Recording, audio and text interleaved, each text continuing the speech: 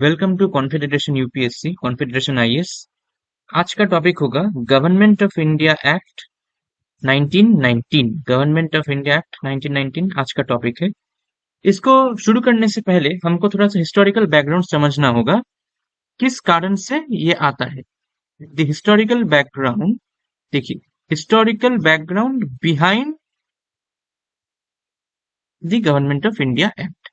अब क्या है हिस्टोरिकल बैकग्राउंड में? सबसे पहले आता है 1909 का act, Indian councils act, the IC Indian councils act.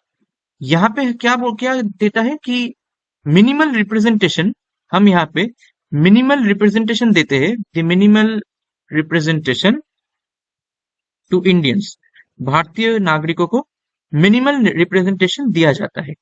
इसके बाद वर्ल्ड वॉर वन आता है, WW1, जो कि 1914 से 1918 तक चलता है।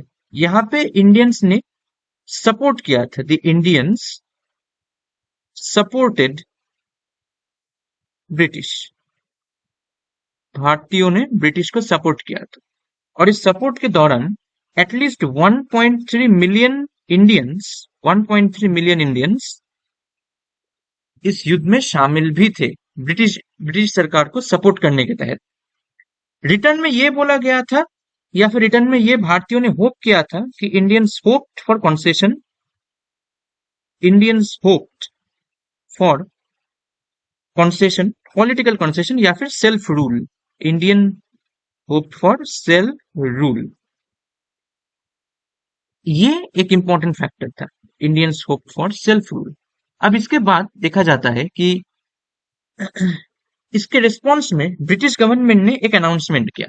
ब्रिटिश गवर्नमेंट का अनाउंसमेंट ऐसा था कि 1917 के 20th अगस्त में 1917 के 20th अगस्त में ब्रिटिश पार्लियामेंट ने अनाउंस किया कि एडविन मोंटेगू,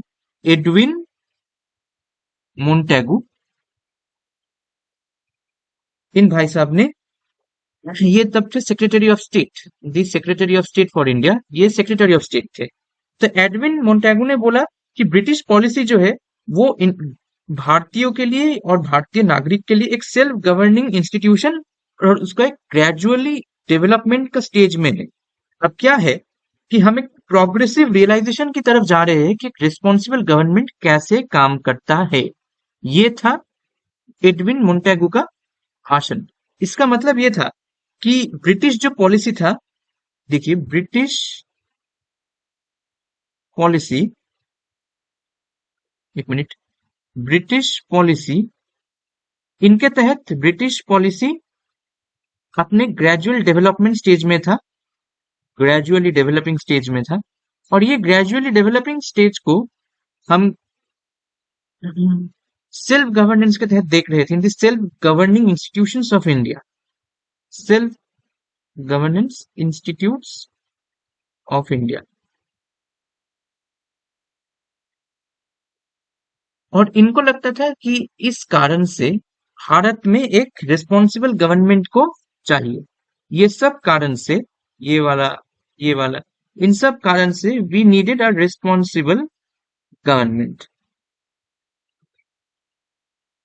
यानी कि इनका इनका बात ये था कि ब्रिटिश सरकार जो है ये अपना काम बहुत बाखूबी निभा रही थी, और अब ये चाहते थे कि एक रिस्पॉन्सिबल गवर्नमेंट के लिए हम धीरे धीरे एक प्रोग्रेसिंग और एक प्रोग्रेसिव रियलाइजेशन की तरफ ब्रिटिश को बढ़ना चाहिए। ये था इनका पॉइंट। चलिए, अब इस डिक्लेरेशन से एक एक्सपेक्टेशन क्रिएट होता है। ये जो पूरा का पूरा जो डिक्लेरेशन था, ये जो एडविन मोंटेगू का, एक मिनट मैं इसको रब करता हूं, आप लोग स्क्रीनशॉट ले लेना। ये एडविन मोंटेगू का जो भाषण था, इससे बहुत सारा एक्सपेक्टेशन क्रिएट होता है with in the British parliament, with in the Indian political sources. क्या होता है इसके बाद कि इंडियन पॉलिटिकल सोर्सेस और ब्रिटिश पार्लियामेंट के तहत ये एक्सपेक्टेशंस खड़ा हो जाता है कि हमको एक रिस्पॉन्सिबल गवर्नमेंट चाहिए। और इसके तहत एक डिक्लेरेशन, इस डिक्लेरेशन से एक रिपोर्ट बनता है जिसको हम बोलते हैं Montagu Chelmsford report. Montagu Chelmsford report. Montagu Chelmsford report जो है ये आता है 1918 में, यानी 1918 में। ये यहाँ पे रिकमेंडेशंस दिया जाता है, इस वाले में रिकमेंडेशंस दिया जाता है जिससे the government of India act 1919 तैयार होता है। इस मोंटेगो केल्म्सफोर्ड रिपोर्ट के ऊपर गवर्नमेंट ऑफ इंडिया एक्ट 1919 को हम बनाते हैं, पहला पॉइंट। अब इसका जो फीचर्स है गवर्नमेंट ऑफ इंडिया एक्ट 1919 का, ये बहुत इंपॉर्टेंट एक एक्ट है, यूपीएससी में बार बार आता भी है। सबसे इंपॉर्टेंट पॉइंट यहाँ पे ये है कि हम डायरार्की देखते हैं। अब हम इसको एक नए पेज में देखेंगे, एक मिनट। हम देखेंगे कि सबसे इंपॉर्टेंट जो पॉइंट था इस गवर्नमेंट ऑफ इंडिया एक्ट, एक minute, government of India act 1919 का बहुत सारे इंपॉर्टेंट फीचर्स थे। सबसे पहला और सबसे इंपॉर्टेंट यही था, डायरार्की इन प्रोविंसेस।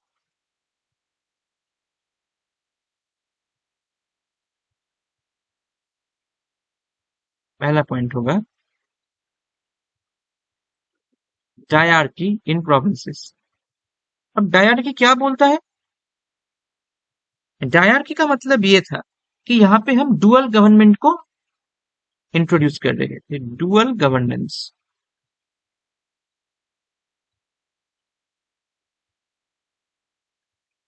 प्रोविंशियल जो सब्जेक्ट्स थे, द प्रोविंशियल सब्जेक्ट्स को, प्रोविंशियल सब्स, इनको हमने दो भागों में डिवाइड कर दिया था। It was split into two categories.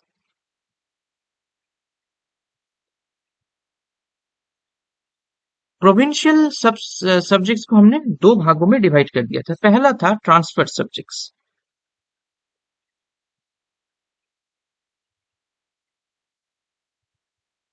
Transferred subjects क्या था? इंडियन मिनिस्टर्स जो थे वो हैंडल करते थे। Who was responsible to the provincial legislator? Indian ministers who were responsible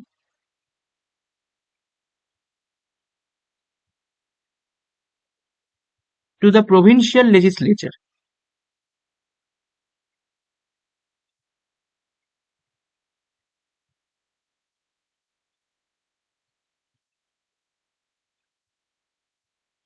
ये हैंडल करते थे। इसका मतलब ये हैंडल कौन करते थे? इंडियन मिनिस्टर्स, जो किससे रिस्पॉन्सिबल थे? To the provincial legislature. इसमें इंक्लूशन क्या क्या का था? एजुकेशन का, पब्लिक हेल्थ का, एजुकेशन का, पब्लिक हेल्थ का, लोकल सेल्फ गवर्नमेंट का, लोकल सेल्फ गवर्नमेंट का, और एग्रीकल्चर का। ये सब ट्रांसफर सब्जेक्ट्स में अलाउड था। ठीक है। अब ट्रांसफर जो थे वो इंडियन मिनिस्टर्स के लिए था, ट्रांसफर थे इंडियन मिनिस्टर्स के लिए, और रिजर्व था ब्रिटिश कंट्रोल। जो रिजर्व सब्जेक्ट्स थे, रुकिए, जो रिजर्व सब्जेक्ट्स थे हम इसके बारे में बात करेंगे। रिजर्व सब्जेक्ट्स ये किनके लिए था? सिर्फ और सिर्फ ब्रिटिश ऑफिशियल्स के लिए। यहां पे कोई भारतीय अलाउड नहीं थे। Indians were not allowed. ठीक है। अब इसके इसके साथ साथ एक दूसरा भी पॉइंट था, ये था बाइकैमरलिज्म का।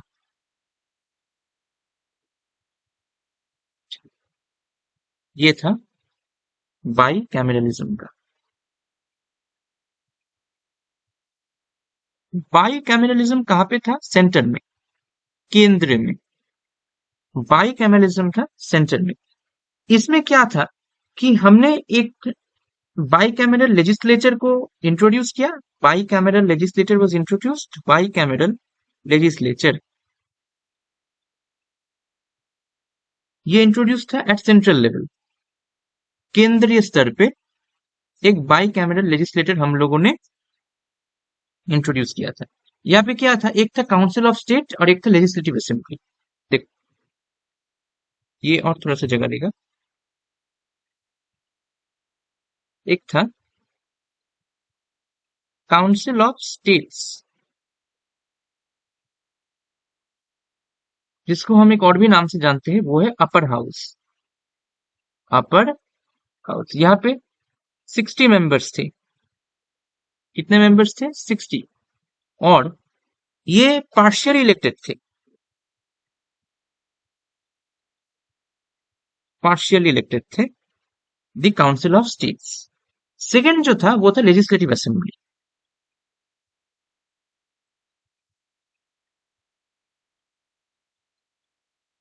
लेजिस्लेटिव असेंबली, इसको हम एक और भी नाम से जानते हैं, lower house. Lower house. Legislative assembly में टोटल कितने मेंबर्स थे? 145 मेंबर्स। और 41% इसमें से इलेक्टेड थे, बाकी के बाकी the rest were nominated. The rest were nominated. अब सेंट्रल जो सब्जेक्ट्स था, एक मिनट, सेंट्रल सब्जेक्ट्स जो थे वो ऐसे प्रोविंसेस में डिवाइडेड नहीं थे, डायरकी में, मतलब केंद्रीय स्तर पे कोई डायरकी नहीं था। देखिए सेंट्रल सब्जेक्ट्स मैं यहां पे लिखता हूं, central subjects not divided. Central subject divided नहीं थे, जैसे कि हम ये प्रोविंसेस में देख रहे हैं, प्रोविंसेस डिवाइडेड थे, सेंट्रल सब्जेक्ट्स डिवाइडेड नहीं थे। सेंट्रल सब्जेक्ट्स में क्या था कि डायरकी सेंटर में नहीं था, सेंटर नो डायरकी। ठीक है। अब इसके साथ साथ एक और भी पॉइंट था, वो था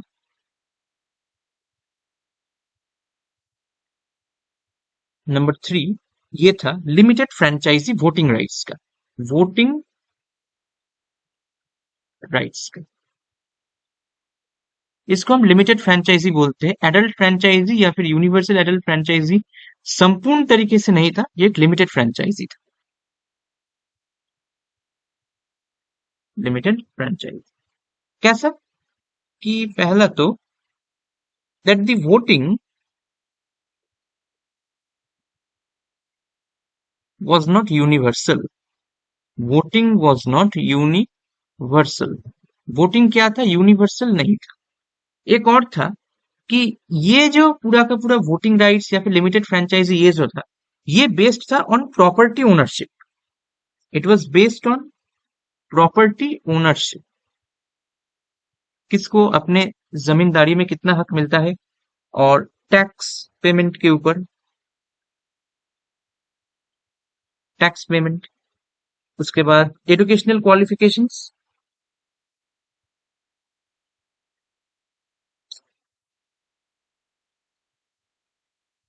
एजुकेशनल क्वालिफिकेशंस, इनके ऊपर ये बेस्ड था। ये जो वोटिंग राइट्स या फिर लिमिटेड फ्रेंचाइजी जो थे, जो था, ये बेस्ड था इन सारे प्रॉपर्टीज के ऊपर। क्योंकि सिर्फ और सिर्फ 10%, याद करना, 10% of the adult males vote कर सकते हैं। 10% ऑफ द एडल्ट मेल्स, आप समझ सकते हैं कि कितना कम था। वुमेन मोस्टली एक्सक्लूडेड थे। वुमेन, महिलाएं जो थी, दे वर मोस्टली एक्सक्लूडेड, ऑलमोस्ट ना के बराबर। Women mostly excluded. अब इसमें इस चीज से हुआ क्या, इस चीज से हुआ क्या कि एक पॉलिटिकल पार्टिसिपेशन जो था वो सिर्फ बहुत छोटे क्लास के पास था। मतलब जो पॉलिटिकल रिप्रेजेंटेशन जो था यूनिटी, पॉलिटिकल रिप्रेजेंटेशन या फिर यूनिटी, हम जो भी बोल सकते हैं, ये था सिर्फ और सिर्फ एक बहुत ही छोटे क्लास या फिर बहुत ही छोटे एलिट क्लास के क्लास, एलिट या, क्योंकि ज्यादातर पॉपुलेशन तब इतना इलिटरेट से थे, बहुत लिटरेट नहीं थे, लिटरेसी का रेट बहुत कम था। तो यहाँ पे हम देख सकते हैं कि रिजल्ट यही था कि इन सब के तहत सिर्फ और सिर्फ 10% ऑफ द एडल्ट मेल्स वोट दे सकते हैं, 10% ऑफ द एडल्ट मेल्स, और वुमेन्स को हमने एक्सक्लूड करके रखा है इसमें, क्योंकि ये लिमिटेड फ्रेंचाइजी भी है, ये बोलता भी है ये वाला एक्ट की लिमिटेड फ्रेंचाइजी, और ये एक्ट का बेसिस था for property ownership, tax payments और एजुकेशनल क्वालिफिकेशंस। प्रॉपर्टी ओनरशिप के तहत कौन कितना जमींदारी का भाग ले सकता है, टैक्स पेमेंट कौन कितना कर रहा है, और एजुकेशनल क्वालिफिकेशंस। अब बहुत से भारतीय तब भी इलिटरेट से थे या फिर बहुत लिटरेसी का रेट अच्छा नहीं था, इसीलिए बहुत ही कम मात्रा में वोटिंग राइट्स लोगों के पास थे, महिलाओं को बहुत ज्यादा एक्सक्लूशन में था। यानी कि हमने इस एक्ट में वुमेन को हमने वो ओरिजिनल क्लास में हम या फिर जो यूनिटी क्लास में है हम वो नहीं ले पाई, इनका पॉलिटिकल रिप्रेजेंटेशन बहुत कम था, पॉलिटिकल रिप्रेजेंटेशन ना के बराबर था, नेग्लिजिबल था, इसका मतलब लोग थे, लोग थे लेकिन महिलाएं बहुत कम थी, और ये इस एक्ट का एक बहुत ही इंपॉर्टेंट सा फैक्टर भी है। इसके बाद एक और भी पॉइंट है, वो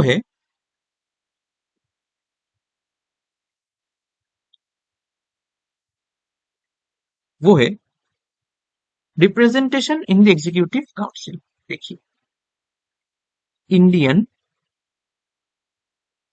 representative act executive council, act executive council में भारतीयों का रिप्रेजेंटेशन कैसे था? वाइस रॉय के एग्जीक्यूटिव काउंसिल में, वाइस रॉयज एग्जेक काउंसिल में भारतीयों को अलाउ किया गया था, Indians were allowed, Indians were allowed. और एक और ये पहला भी एक्ट था जिसमें हमने एक सेपरेट डिपार्टमेंट बनाया था, there was a separate department, separate department किसके तहत, शिक्षा या फिर एजुकेशन के तहत और हेल्थ के, there was a separate department for health and education, जो कि एक इंडियन मेंबर को दिया गया था।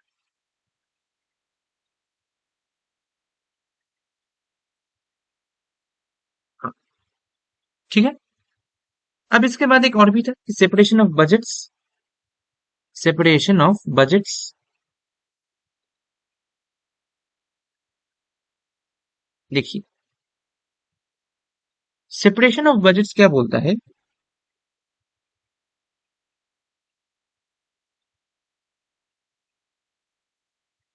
सेपरेशन ऑफ बजट्स, इसमें हमने प्रोविंशियल और सेंट्रल सब्जेक्ट्स को डिवाइड कर दिया है। प्रोविंशियल एक सब्जेक्ट हो गया है, सेंट्रल एक सब्जेक्ट हो गया है, यानी कि इन दोनों के बजट्स भी डिफरेंट होंगे, different budgets for different provincial provinces. Budgets एक होगा सेंट्रल के लिए, एक होगा स्टेट के लिए, ये पहला बजट होगा, ये दूसरा बजट होगा। ये यूनिफॉर्म बजट नहीं रहेगा, इसमें इंक्लूशन हो जाएगा, एक सेंट्रल का एक प्रोविंशियल का, ठीक है। प्रोविंसेस को हमने कुछ फाइनेंशियल इंडिपेंडेंस भी दिया है यहाँ पे, प्रोविंसेस को थोड़ा सा फाइनेंशियल इंडिपेंडेंस भी दिया गया है, टू सम एक्सटेंट, थोड़ा सा। और इसके साथ साथ एक और भी चीज का अलाउंस होता है, वो होता है कि establishment of the public service commission, PSC establishment.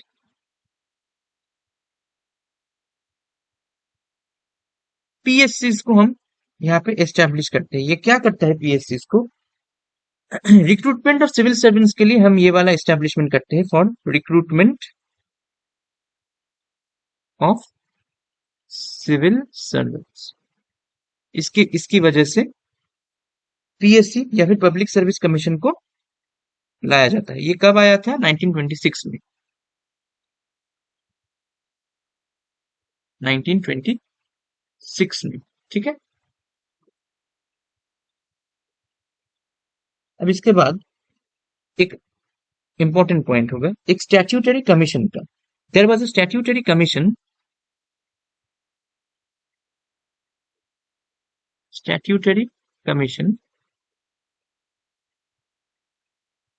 जो कि 10 साल बाद एस्टेब्लिश किया गया था, या फिर 10 साल बाद जिसको हमने देखा था कि एक ऐसा कमीशन लाया जाएगा जो कि ये देख सकता है कि ये एक्ट सही तरह से फॉर्म्यूलेट कर रहा है या फिर नहीं, मतलब ये एक्ट सही तरह से काम करता है या फिर नहीं करता है। इसके लिए हमने स्टैट्यूटरी कमीशन को बिठाया। इसके तहत साइमन कमीशन का फॉर्मेशन हुआ था इन 1927।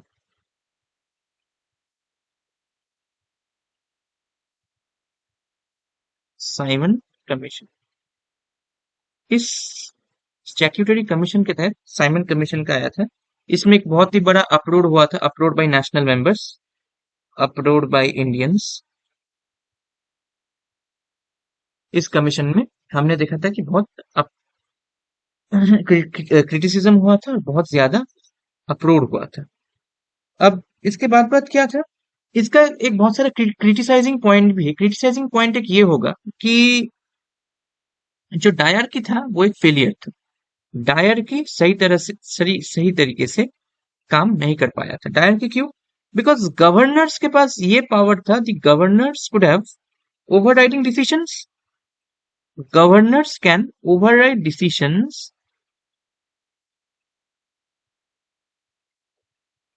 Of the Indian members. Governor जो थे वो इंडियंस के कि कोई भी डिसीजंस को ओवरराइड कर सकते थे, इंडियन मिनिस्टर्स के डिसीजंस को।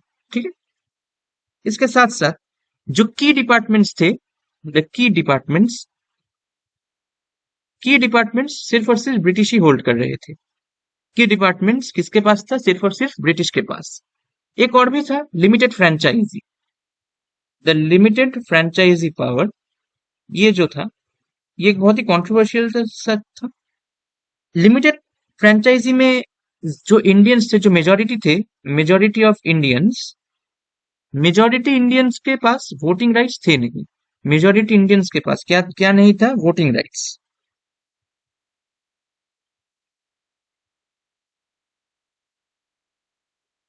और इसके साथ साथ इंडियंस के पास अच्छा, वोटिंग राइट्स नहीं थे और वुमेन को, महिलाओं को एक्सक्लूडेड किया गया था। दे वर एक्सक्लूडेड। ये एक इंपॉर्टेंट पॉइंट था। इसके साथ साथ था कि कोई कंट्रोल ना रहना, कोई कंट्रोल ना रहना, जैसे कि सेंट्रल लेवल पे नो कंट्रोल रहना, no control at central.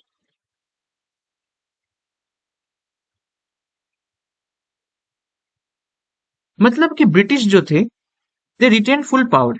British के पास फुल कंट्रोल था। ब्रिटिश के पास फुल कंट्रोल था किसका? सेंट्रल गवर्नेंस का। जो केंद्रीय स्तर पे, जो मकाम पे, जो गवर्नेंस का जो क्षमता था, वो पूरा का पूरा ब्रिटिशर्स के पास ही था। यहाँ पे इंडियंस का कोई से नहीं था। In fact Indians had no say in any sector. Indians had no say in defence. देखिए, फॉरेन अफेयर्स, इन इतने इंपॉर्टेंट अफेयर्स में और इन इतने इंपॉर्टेंट फील्ड्स में भारतीयों का कोई रोल ही नहीं था। उनको एज ए रिडंडेंट पॉलिसी रखा गया। और इसके साथ साथ कोई रेस्पॉन्सिबल गवर्नमेंट भी नहीं थी। So know responsible government,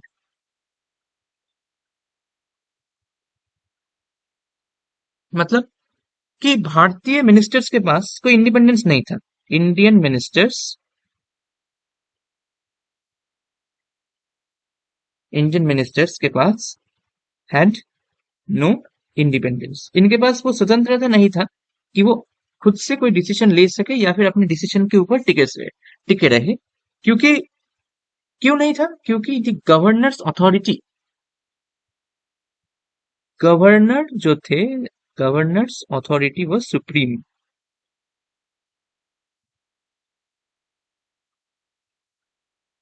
governor के पास पूरा पावर था कि वो ओवरराइड कर सकते हैं भारतीय मिनिस्टर्स का डिसीजन। इसके तहत इंडियन मिनिस्टर्स के पास बहुत ही नॉमिनल सा पावर था, रियल इंडिपेंडेंस नहीं था। जो पूरा सुप्रीम अथॉरिटी था वो था गवर्नर के पास। ठीक है, वो था गवर्नर के पास। इसका मतलब इस पूरे एक्ट ने फ्रस्ट्रेशन ज्यादा क्रिएट किया compare to any result. Faith तो हुआ नहीं, बट फ्रस्ट्रेशन बहुत ज्यादा बॉइलिंग पॉइंट पे चला गया। रिएक्शन क्या था इस एक्ट का? रिएक्शन क्या था, देखिए। The INC, Indian national Congress, इस एक्ट को उन्होंने रिजेक्टेड किया था। Rejected, GOI act 1990।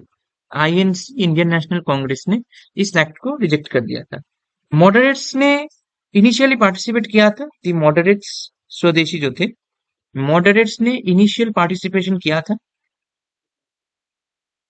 Initial participation, लेकिन उसके बाद उन्होंने छोड़ दिया। गांधी जी थे, उन्होंने बोला था, उन्होंने बोला था this was a fake reform. This was a fake reform. ठीक है। और इसके तहत गांधी जी ने एक और भी लॉन्च किया था, एक नॉन कोऑपरेशन मूवमेंट। इसके कारण नॉन कोऑपरेशन मूवमेंट को गांधी जी ने लॉन्च किया था इन 1920। ये था सबसे बड़ा रिएक्शन पॉइंट। ठीक है। सिग्निफिकेंस यही था कि ये पहला एक्ट था जिसने सेल्फ गवर्नेंस के लिए अप्लाई किया था। सिग्निफिकेंस क्या था इस एक्ट का?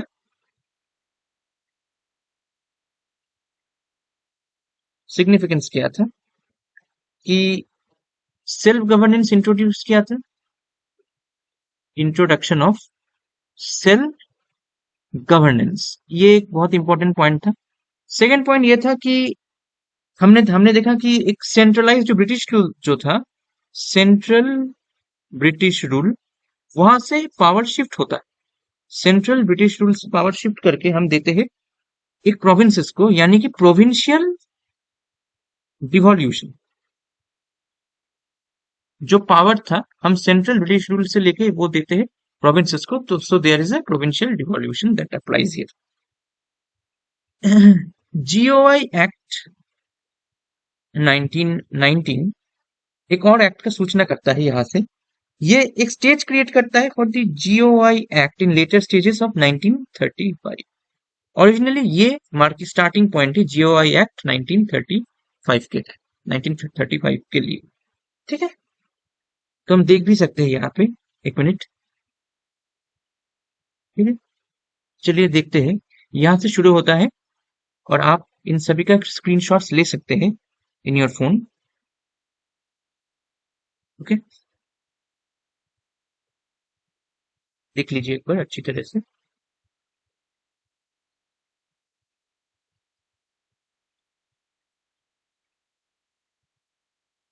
ये देखिए, यहाँ से शुरू होता है।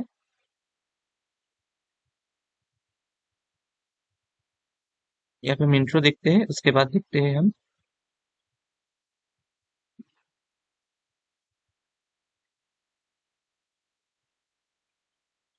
यहाँ पे, यहाँ पे, यहाँ पे, यहाँ पे, और फाइनली हम यहाँ पे एंड करते हैं।